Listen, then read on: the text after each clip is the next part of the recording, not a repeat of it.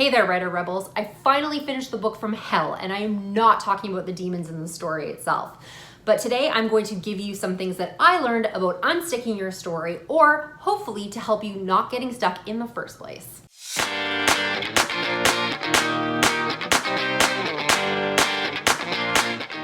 Hey there everyone, it's me, Scarlett Kol, young adult author, YouTuber, and storyteller, and I am here today to talk about the book that nearly killed me. I have been working on a book called Sleepless since 2013. It was actually a Nanowrimo project back in November of 2013, and I've kind of been working on it on and off ever since. So I learned a lot through that process, and I wanted to share those tips with you today. So if you have a manuscript that's giving you a lot of trouble, that maybe you can find your way out of it like I did, because I am finally done. Or if you are getting into a new project, maybe to avoid some of these pitfalls so you don't end up in that situation in the first place. But anyway, before we get started, if you are new to my channel, thank you so much for dropping by. I talk about writing and publishing, typically on Thursdays, with some additional author life videos in between. If you really like what you see, make sure you're hitting that subscription bar and the notification bell, but there's also a lot of other videos on this channel, so take a look around and hopefully you'll like what you see.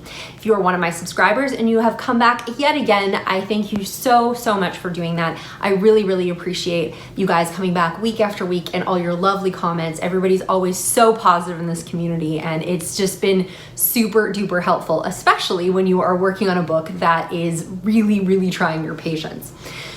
Okay, so I have this book called Sleepless, and there will be some interesting stuff coming up about the launch and pre-order coming very soon. But obviously I've made some significant changes to this book, so I did want to put some more eyes on it, even though I did finish the edits for the book just recently, but I am so happy to be finished.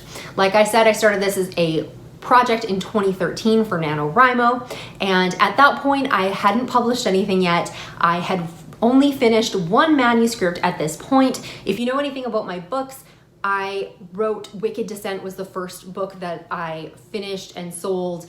So I actually wrote this book in between finishing Wicked Descent. So I had started that book, I had actually taken it to a blue pencil for an editor, and they were like, it's really great, I love the story, but they were really bothered by the voice of the character. They just didn't feel like it was authentic or that it was my voice, and that I was really trying to write like a writer should, or how I believed a writer should, and they were 100% correct. It was one of those things that I had to learn through my journey, was to find my own voice. So this, I believe, was in October of 2013, so Nanowrimo was coming up. I'd never done it before. It was something that I wanted to try, and I was actually kind of stalling out a little bit on the Wicked Descent manuscript, because having never finished a book before, it's really easy to stall out. If you've never finished one, then I'm sure you know it's really easy to pick up new projects, but it is really hard to complete something. So I hadn't completed it yet. I was a little down on myself about the voice thing, so I was determined to write a book that nailed the voice, and I wanted it to be great, and so I started a brand new project for Nanowrimo, and this project was called Sleepless. I pantsed most of this, which is, anybody who knows me, I'm more of a planner, but I did kind of come up with the idea very quickly. It was like 2 days before Nano. I didn't have an idea, and I was listening to my iPod, and a song came up called Hear You Me by Jimmy Eat World, and there's a line in the song that goes, on sleepless roads, the sleepless go. And I really liked it, and I'm like, hey, this book needs to be called Sleepless. And I had no plot. So things started coming together, and I basically just started writing the idea, and it kind of flowed that way. I did stop part of the way through, plotted some, did all that kind of thing. And then I actually ended up the following year meeting up with that exact same editor again, showing her the pages for this manuscript, and she was so impressed with the difference in the voice between Wicked Descent, the original version, and then this new work. So I definitely had found my author voice. That's what I was trying to do, and so that was definitely a success. And then I, after that, rewrote Wicked Descent. So this was a book that I found my voice on, and any of the books that I've written ever since do have a very similar voice and tone to them, because I think that was just where I became the writer that I was. However, I did make a lot of missteps along the way, so I do want to cover some of those, so hopefully you won't make the same mistakes. obviously working on this book for a really long time. I did take breaks in between. Obviously, I have not been consistently working on this book for 7 years because I've put out a lot of other work. I think we're at 8 years.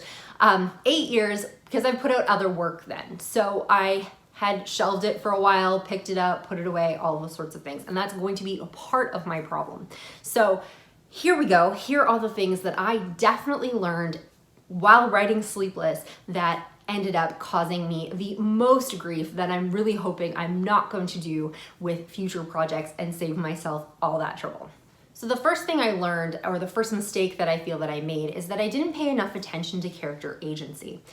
Like I said, I kind of put the idea together rather quickly and it came together fast and furious. I had lots of stuff to write and it was really, really exciting. However, I really wasn't paying attention to motivation and agency in the main character. It was a very conceptual idea of how this book was going to work, and it was really cool and exciting and different.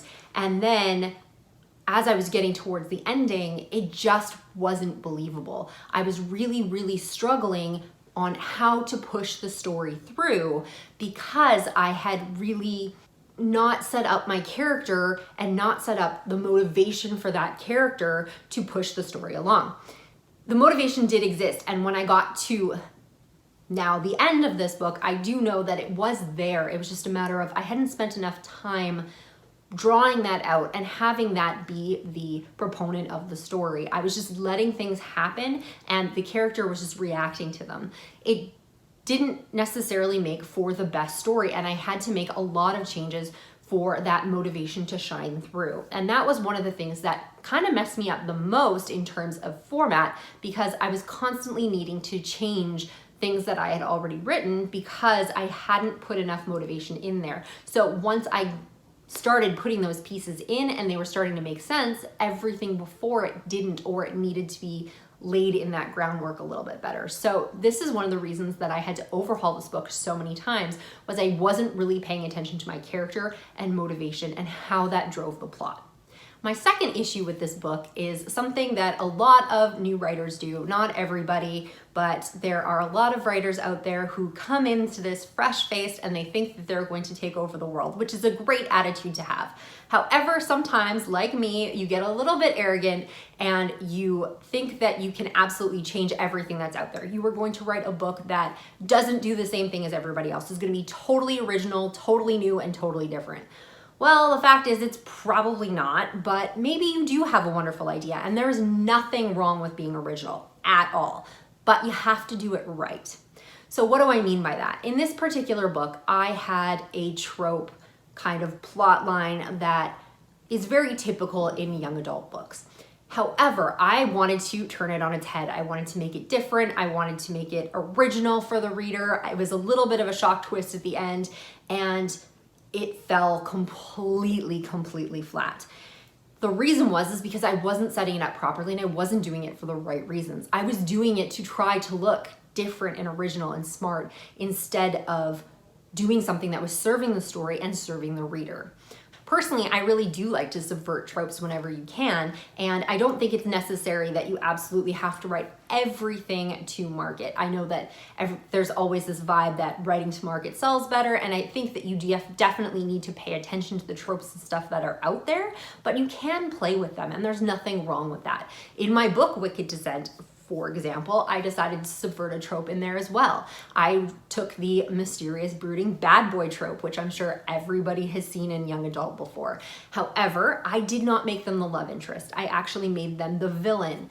The thing that I did differently in that book is I still gave the reader what they came for. If you're looking at a book that has a bad boy kind of trope, those readers are looking for feels. They want to see some sort of romance on the page, even if it isn't necessarily the way they expected it to have. And in that book, I delivered that to the reader. And I do get a lot of feedback saying, I really liked what you did with this trope, and they still really enjoyed the book. The problem with this one is that I basically cut the reader off at the knees. I did not give them a satisfying conclusion because I wanted to be different, and it did not work. That plot line has completely changed in this book now. I have revamped things significantly because I knew this was not something that was going to be very viable, and not necessarily just in a marketing standpoint, because yes, I definitely want to sell books, but readers were not happy. I had some beta readers reading it over and they were just not happy with the way that I had played this plot out. So when you are looking at creating your novel and creating your plot and creating your characters and looking at the tropes that are available, make sure that if you are going to try to be original and try to keep things different, which is awesome, that you're still making it a good experience for the reader instead of doing something that just serves yourself. Similar to that, one of the other things that I had trouble with is I kept trying to force things to happen. Things will happen the way that they will happen, and trying to force them into ways that don't fit anymore isn't going to serve any purpose. For instance, when I changed the ending that wasn't working because I was trying to be super duper original, I had written other scenes to replace it, which was great. And then when I made major changes to the plot earlier, I loved those scenes. And I kept trying to make everything work out so that I could keep them, and not necessarily the scenes itself, but it was just the thought of, this is how it's supposed to play out. Why isn't it playing out that way? Because it's not supposed to. There were a lot of darlings that were killed in the making of this book. And the reason for that is they didn't serve the story. And it was really, really hard for me to give that up and to let that go. Once I did, it was a lot easier to put the plot together, and things started flowing so much better once I finally let go of the fact that it wasn't going to be exactly how I'd planned it, because it wasn't planned properly to the right execution. The other thing that I did, and this was the second novel that I tried to do this with, and the first one didn't work out this way, so you would think I would have gave up on it earlier, but I stuck a timeline on this book. Originally, the chapters, well, not necessarily the chapters, but it was a specific number of days in between certain events. And so I was really trying to stick to that timeline, and it ended up getting a lot of filler in those days, just trying to get the story going forward, or there were a lot of things that just didn't make any sense because I was trying to pass time. Once I let go of the fact that, hey, I can still have it in a relatively same timeline, but I don't need to be as specific as this day and this day and this day and this day, then it made things a whole lot easier and the story flowed so much better. I wasn't putting in extraneous stuff that didn't need to be there, and things worked out so much better. I'd also done this with Wicked Descent. I had set it up as journal entries into like a journal or diary, and it bombed. However, I did let go of that one relatively early, so it didn't hold me back as much. But for this one, there is a lot of discussion about moon cycles, and I had been very particular with the moon cycle and how long it needed to be, and unfortunately, it just did not quite work out, and I was really holding myself back. Once I let that go and allowed other ideas to come in, it was a lot easier for me to do. So if you have a really cool like literary device that you want to use, that's awesome. But if you find it's holding you back more than pushing you forward, maybe it's time to rethink whether or not it's really necessary. The next problem was writing inconsistently. So I said I started this book back in 2013, and it's taken me a long time to get to the finish line. However, I've also written very inconsistently with this book, and I'm sure there's a lot of people out there who'd be like, it took me 5 years to write my first book. It's been 5 years and I'm still writing my first book. There's nothing wrong with that. The problem I had is that I was writing inconsistently and I wasn't following through on a full idea. For instance, Keeper of Shadows, the book that I put out in November, I actually started in Nano for 2014 or 2015. So it's been a long time in the making as well. But when I was working on that novel, every time I would come back to it, I would end up working on it consistently till at least I had a draft, or relatively close to a draft complete. So I would have those ideas together. With Sleepless, it was really, really piecemeal. So every time I came back to the story, I had grown as an author and as a writer, and I had different ideas for the story. So I was constantly hodgepodging everything together that I had learned and changed, instead of having one particular tone and voice all the way through and then coming back to it later and then upgrading and leveling up that story. I was spending all of this time fixing and trying to smooth everything out because it was all over the place.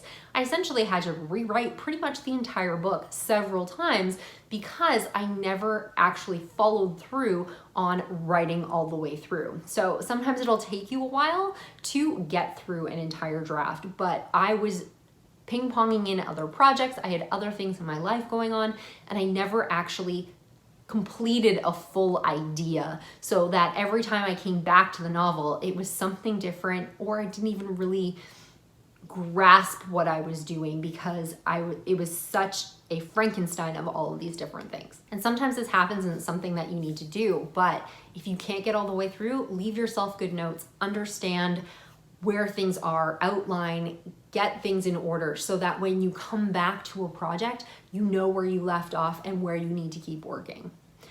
Consistency is a fabulous tool to help you with anything, getting your writing done, keeping ideas together, all that sort of stuff. However, when it goes out the window, it can really cause havoc in the project that you're working on because you really get detached from it and it's really hard to come back. Another thing that caused me problems was not backing up my work. So if anybody saw my videos on Computer Apocalypse back in July of last year, one of the things I lost was a novella that I was working on, and the other thing I lost was a batch of edits for this book. So I had lost all of those ideas that I had kind of in between earlier last year, and I had to restart them again. So that was really frustrating. The other part was when I had written the original, I know there's parts that I'm missing. I've gone back to it and there's a line in the first draft that I absolutely love, and there is nowhere on my computer that I have a copy of that chapter. It does not exist, and I'm